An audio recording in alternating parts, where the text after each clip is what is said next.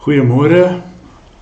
Ons preek vandag 'n teks of die tema is die hand wat nooit te kort is nie.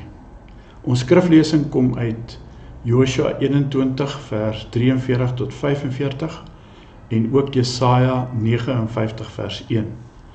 Maar ek gaan net die teksvers terwille van tyd voorhou aan u. Josua 21 vers 45.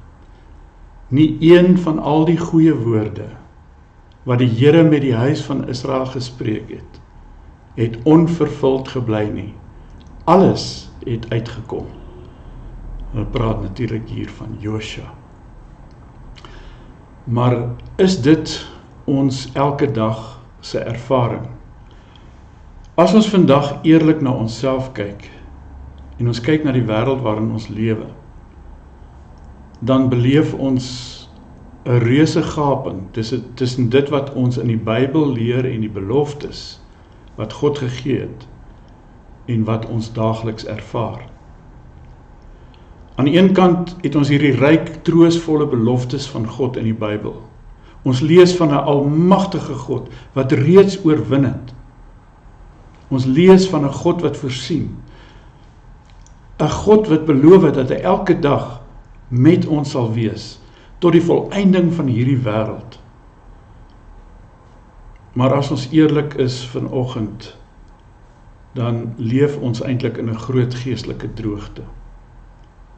Ons sien hoe die Kanaaniete van daai tyd, maar in ons tyd, die sekulêre wêreld, die absolute morele verval van ons tyd, die korrupsie en selfs ons eie hardnekkige sondes en vrese wat hoogtyd vier, as ons eerlik is. Nou, die menslike hart, wat van nature geneig is om vinnig te twyfel, begin nou vra, het God se woord dalk sy krag verloor? Het sy hand dalk te kort geword om ons vandag te kan help? En dit is presies die spanning waarin die volk Israel hulle nou bevind, aan die einde van die boek Josua. En vandag gaan ons stilstaan by een absolute onwrikbare ewige feit. God se volmaakte getrouheid beteken dat sy hand nooit te kort is en sal altyd bly help. U sien, aan die een kant is ons in God se hand, aan die ander kant is ons in Christus se hand. En hierdie is ewige hande, sodat ons nooit ooit verlore kan gaan nie. Dit is God se volmaakte getrouheid. Nou as die oorwinning in jou lewe en my lewe wegbly, lê die fout nooit by die getroue verbondsgod nie. Nee, nooit nie, maar dit is ons eie traagheid van ons eie harte wat ons terughou en in ongeloof laat verval. Ons mag nooit twyfel aan God se volmaakte getrouheid nie. Nou, liewe vriende, wanneer Josua in hoofstuk 21 die balansstaat van Israel se geskiedenis nagaan, as hy kyk wat alles met hulle gebeur het, dan skryf die Heilige Gees met hoofletters nie een van al daardie goeie woorde wat hy aan Josua beloof het onvervuld gebly nie. Alles het uitgekom. God se beloftes is nie bloot wense wat dalk maar kan waar word as die omstandighede reg is nie. God se beloftes is 'n ewige verbintenis, noem dit 'n bindingskontrak. Hy sal sy ewige verbond met ons hou. Hy kan dit nooit ooit breek nie. Dit, liewe vriende, is 'n juridiese en soewereine werklikheid en realiteit. U sien, toe God eeue van tevore aan Abraham beloof het, dat sy nageslag die land Kanaan sou besit, was daardie land in God se raadsplans reeds, en dit is nou 'n kwessie van hoe dit gaan uitwerk.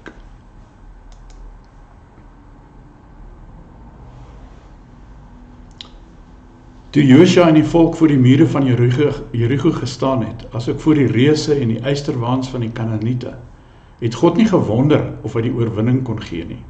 Nee, God se almag kan nooit ooit uitgeput raak en niemand kan teen hom weerstand bied nie. God se krag verminder nie omdat die vyande strydwaans gehad het nie. Nee, God het die oorwinning reeds wetlik en konkreet vir Israel voorberei voor tyd, voor ons tyd. Die waarheid van sy woord het met elke stad wat weggeval het, was 'n monument van die feit dat God nie kan lieg nie. Sy hand is nooit ooit te kort om ons ook vandag te help nie. Maar nou vra mens, wat is ons probleem dan? Hoekom lyk ons soos ons lyk? Hoekom lyk ons omstandighede so? Dis eintlik maklik.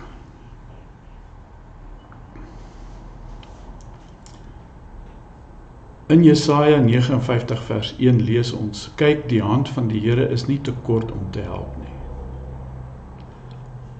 As God se hand dan nie te kort is nie, en as hy die land steeds regeer, en eintlik is dit klaar afgesluit, soos iemand gesê het, dit is net 'n mopping up operation van God se beloftes en waarhede. Waarom lees ons dan in die boek Rigters, dat daar nog so baie Kanaaniete oorgebly het in sy tyd? Waarom het Israel hulle nie heeltemal verdryf nie? Het God se beloftes ons dan gefaal? Dit is die vraag wat by my opkom. Nee, God se hand was nooit ooit te kort om ons te help nie, maar Israel se geestelike voete het gesleep en hulle was traag en hulle het verval in ongeloof. Wat is ons probleem? Daar heers vandag by ons 'n vrywillige traagheid, laksheid by ons net soos by Israel. Israel het selfvoldaan geword. Sodra hulle 'n bietjie vrede gehad het, 'n stukkie grond om op te boer en genoeg kos gehad het om te eet, het hulle belangstelling verloor in die bevele en die groot opdragte van God. Hulle het gedink, dis genoeg so. Hulle was te lui om die stryd end uit te voer. Hulle was te lui om die kruis op te neem vir Christus en te doen wat hy beveel het. Hulle het verkies om met die sonde en die afgode van die land saam te gaan, eerder as om te offer vir die totale oorwinning wat God reeds gegee het. 'n tweede rede was, hulle het vasgeklem aan hulle vrese. Hulle het gekyk na die reuse en die weermagte en gesê, ons kan nie. Iemand het eendag gesê, kan nie is dood, dis waar. As dit by God se goed kom, is kan nie dood. Hulle het vergeet dat die God wat die Rooi See vir hulle gekloof het, groter is as enige eysterwa of enige vyand of Egipte en al hulle gode, groter as enige reus. Hulle het toegelaat dat vrees hulle beetpak en verlam, en daarom het hulle die oop deure wat God gegee het, misgekyk en gevolglik ook misgeloop. Hierdie is 'n teologiese realiteit in ons dag, liewe vriende. God het reeds alles vir ons gedoen in die Here Jesus Christus. Die offer van Christus is reeds aanvaar deur God die Vader. Hy was verbly, verheug oor wat sy seun kon doen het. Hom getrou gewees het, maar ook uit liefde vir ons die volle prys reeds betaal het. Jy sien, as ons weier om vanoggend ons geloofshand uit te steek en nie hierdie woorde te glo nie, sal ons nooit ooit die goeie gewer van alle gawes ooit kan blameer vir ons jammeragtige armoede nie.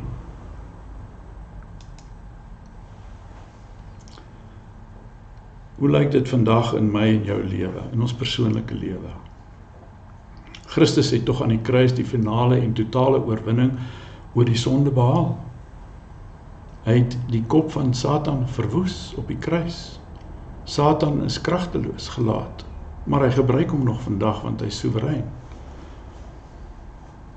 Hierdie land van nuwe lewe wat aan hulle beloof is reeds aan ons geskenk. Maar hoeveel van ons leef voort in ongeloof? Ons maak maar vrede met die klein ou sondetjies in ons lewens. Ons maak maar vrede met ons lauwarm gebedslewe. Ons is vol bitterheid. Ons streef en kan nooit genoeg kry nie. En ons lag dit af deur te sê, wel, niemand is volmaak nie. Ons weier om die stryd van heiligmaking voluit te stry en elke dag ons doop te verbeter deur die sondes dood te maak en meer Christus gelykvormig te lewe. Maar niemand is mos volmaak nie. Ek sê vir u, die fout lê nie vanoggend by God se genade nie en die evangelie nie. Dit lê by ons eie gerieflike laksheid. Maar ons kyk ook vandag na 'n wêreld wat al hoe meer sekulêr word. Ons sien net hoe die Christendom verdryf word oral. Niemand staan nie. Hier en daar ja. Ons raak nou bang en ons sien al hierdie dinge en ons dink alles is te vergeefs. Het ons nie by 'n punt uitgekom waar ons skaam is vir God se evangelie nie. Die evangelie is 'n krag van God. Hy het nog, sy hand is nie te kort nie. Hy kan vanoggend in u omstandighede ingryp, u optel en u seën met al sy hemelse seëninge en u voorspoedig maak en al u sondes uitwis. Hy is nog dieselfde God. Hoekom is ons dan so kragteloos en bang?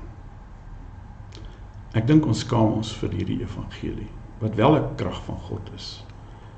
Ons dink aan die eysterwaans van die moderne sekulêre wêreld en ons dink die kultuur van die tyd is te sterk vir die kerk en die werk en die arm van die Here. Maar Jesaja 59:1 roep ons vandag op.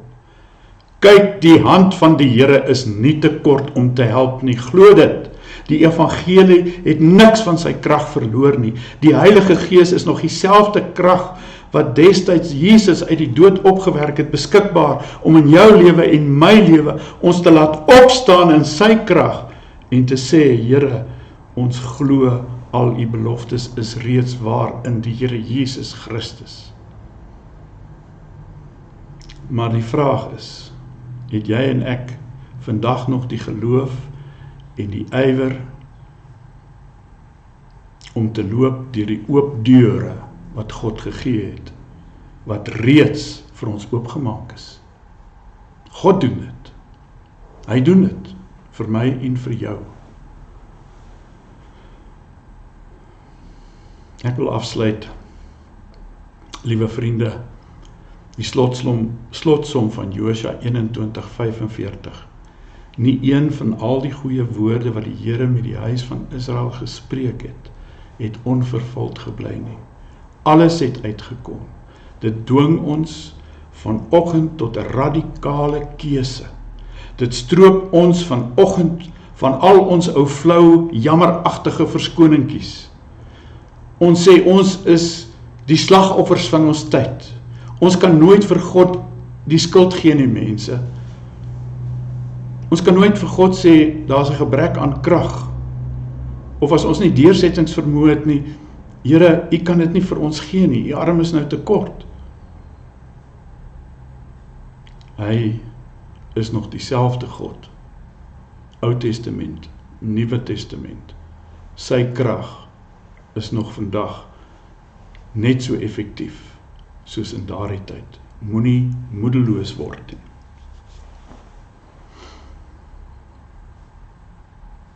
Sy beloftes is reeds ja en amen in die Here Jesus Christus. Ons het geen verskoning meer nie. Daarom is hierdie boodskap vir jou en my nie een van depressie of pessimisme of ongeloof nie, maar 'n magtige oproep tot aksie en radikale geloof in die Here Jesus Christus. Laat die evangelie wat 'n krag van God is, daai krag wat hom uit die dood uit opgewek het, daardie krag wat hom laat opvaar het na die hemel, waar hy nou sit aan die regterhand, waar alle mag en krag aan hom behoort, is ook tot jou en my beskikking, en die deur staan waawyd oop, liewe vriende. Hou op om vas te kyk teen die reuse in u lewe. Staan op by die bed van geestelike selfbejammering en laksheid en traagheid.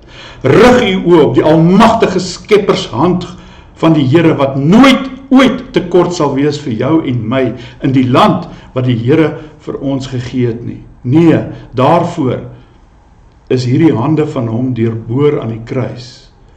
En daarom het hy die sleutels van die dood en die doderyk. En daarom, alles wat ons nodig het, is in hom, wat ons maar net moet vra. Nee, wat God beloof het, dit gaan hy doen. Hy sal dit doen. Nie een van sy goeie woorde sal ooit onvervuld bly vir jou of vir my nie. Amen. Ek dink, laat ons dan die Here antwoord met 'n gebed. Kom bid saam met my. Kom ons maak die oë toe. Troue God en hemelse Vader, ons buig voor U in diepe afhanklikheid, maar ook vanoggend in verwondering oor U absolute volmaakte getrouheid. Dankie dat U woorde nooit kan wankel nie of nie vervuld sal uitkom nie. U hand is nooit te kort om te help nie. Ek vra dat U vanoggend self sal red en genees. Here, ons bely voor U vanoggend ons eie traagheid en al ons vrese.